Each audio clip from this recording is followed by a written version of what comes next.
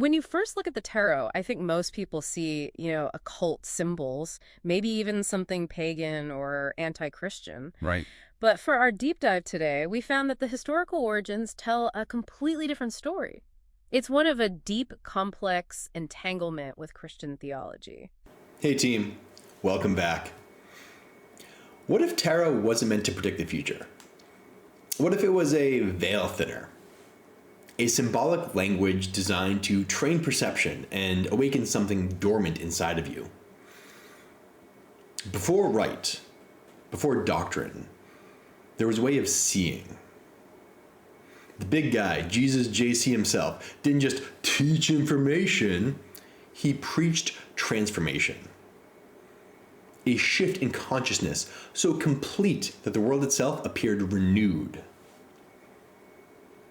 But sadly, that way was buried, obfuscated beneath abstraction, bureaucracy, and corruption.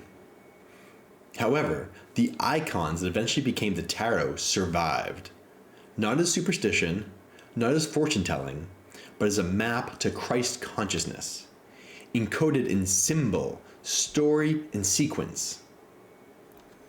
Tarot doesn't ask you to believe, it asks you to look, because attention is the true sacrament and perception is where awakening begins. If you're willing to walk a path lit by Christ consciousness, then this is where we begin. The expansion and ascension tarot practice, and why it matters. In this second installment of this tarot mini-series, I want to do 3 things in a very intentional order. First, I want to explain why I believe tarot actually matters. Second, I want to show you my personal tarot practice. And third, I want to invite you to join me on a 52-week shared experiment of self-discovery and conscious growth. This isn't about prediction. It's not about fortune-telling. It's not about outsourcing your power. This is about how you experience reality and how that experience can expand and mature into something unrecognizably beautiful over time.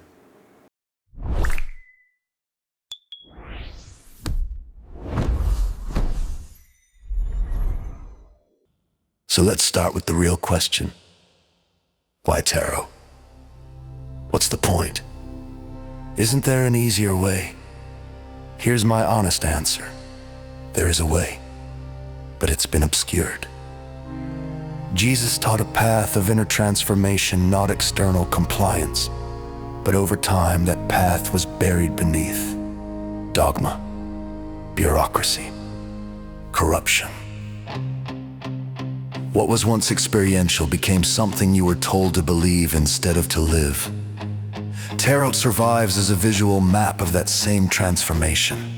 Not a replacement, not a contradiction, but a symbolic guide to Christ consciousness and ascension.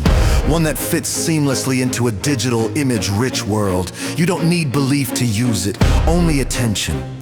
Because attention is where transformation actually begins. The goal of this practice. At its core, this exercise has a clear goal: to help consciousness expand and ascend. Those are 2 different movements. Expansion is about perspective, how many ways you can see, feel, and interpret the world. Ascension is about altitude, where you're standing when you see it. Most personal growth systems focus on one or the other. Tarot, when used intentionally, does both at the same time. Starting small. Whenever I build a new habit, I start as small and simple as possible. Not because I don't want to do more, but because simplicity sticks. My personal practice today has layers, rituals, journaling, music, and symbolic embellishments. But none of that matters if the foundation isn't stable. So what I'm sharing here is the baseline version, the most important version, the one anyone can do. And if you walk with me long enough, the refinements will come naturally. Part 4! The people in places structure. Here's the structural insight that makes this practice work. The Major Arcana divides cleanly into 2 types of archetypes. People, cards 0 through 15. Places in cards 16 through 21. People shape how you observe, decide, and act. Places shape where your consciousness is oriented. Expansion happens through people. Ascension happens through places. My weekly tarot practice. Here's the actual practice. Each week, you do two things. One embody one major arcana person. This expands consciousness. You don't analyze the card, you live through it. You ask, how would this archetype move through the world? What would they notice that I normally ignore? What decisions would they make differently? Dwell within one major arcana place. This supports ascension. This is about where your awareness rests. Are you in collapse or completion? Fragmentation or wholeness? Distinction or integration? You let that place become the background state of your week. How to select your archetype. If you have a tattered deck, separate the major arcana into people and places. Shuffle each pile, draw one card from each.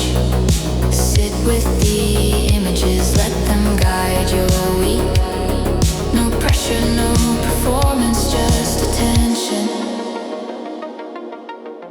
If you don't have a deck, you can do this just as cleanly. Use a random number generator in Google or Microsoft. Run it once per week. Look up the images, let the symbols speak before words do. This practice works visually. Meaning comes after perception.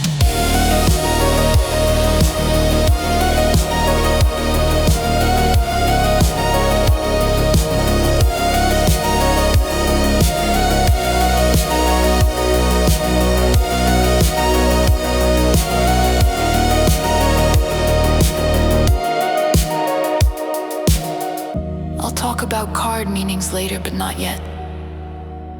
For now, focus on the images. Symbols speak faster than language. They bypass mental blocks. They enter directly through perception. A picture really is worth 1,000 words, especially when those words haven't been imposed yet. Part here's my invitation. Join me for the next 52 weeks. One archetype of expansion, one archetype of ascension every week. If you stay connected here, I'll conduct this exercise every week. Share which person and place emerged. Offer practical suggestions for how to embody the person, how to dwell within the place. Think of this as a shared 52-week pilgrimage, but one grounded in daily life, not abstraction. No gurus, no predictions, just live perspective. If that resonates, subscribe, follow along, and start this week. I'll see you inside the symbol.